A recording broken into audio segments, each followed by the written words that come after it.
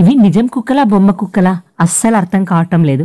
ఈ వీడియోలో నేను మీకు ఆస్ట్రేలియాలో బర్త్డే సెలబ్రేషన్కి ఇండియాలో బర్త్డే సెలబ్రేషన్కి డిఫరెన్సెస్ చెప్తాను.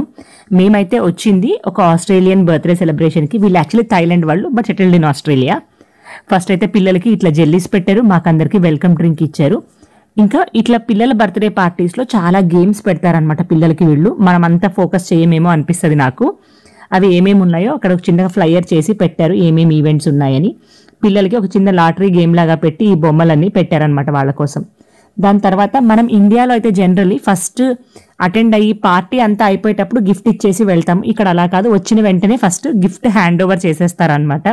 కిడ్స్ వాళ్ళ పేరెంట్స్కి హ్యాండ్ ఓవర్ చేసేస్తారు. మా ఆమె అయితే ఇచ్చిన జెల్లీని ఎంజాయ్ చేస్తోంది. దాని తర్వాత వీళ్ళు ఫుడ్ తినేసేసి పార్టీ అంతా సెలబ్రేట్ చేసుకుంటారు. మనం జనరల్లీ ఏం చేస్తాం, ఫస్ట్ కేక్ కట్ చేసి తర్వాత పార్టీ సెలబ్రేట్ చేస్తాం కదా. వీళ్ళు అలా కాదు, ఫస్ట్ పార్టీ సెలబ్రేట్ చేసేస్తారు. దాని తర్వాత ఎప్పుడో లాస్ట్లో కేక్ కట్ చేస్తారనమాట. ఫేస్ పెయింటింగ్ చాలా కామన్ థింగ్ ఇక్కడ. ఏం సెలబ్రేషన్ అయినా చాలా వరకు ఫేస్ పెయింటింగ్ ఖచ్చితంగా ఉంటుంది. దాని తర్వాత పినాటా అంటారు అనుకుంటా దీన్ని. ఏ బర్త్డే అయితే ఆ నంబర్ది పెడతారు, లేకపోతే కొన్నిసార్లు డిజైన్స్ కూడా పెడతారు. ఇట్లా కొట్టినప్పుడు దాంట్లో నుంచి చాక్లెట్స్ కింద పడతాయన్నమాట. ఎవరు కొడతారో వాళ్ళు పిక్ చేసుకోవాలి చాక్లెట్స్. ఎన్ని పడితే అన్ని వాళ్ళకే. ఇది పిల్లల్ని సరదాగా ఉంచడానికి హెల్ప్ అవుతుంది. లాస్ట్లో కేక్ కట్ చేస్తారనమాట. ఇంకా కేక్ కట్ చేస్తే పార్టీ అయిపోయింది అని అర్థము, మనలాగా స్టార్ట్ అయ్యింది అని కాదు.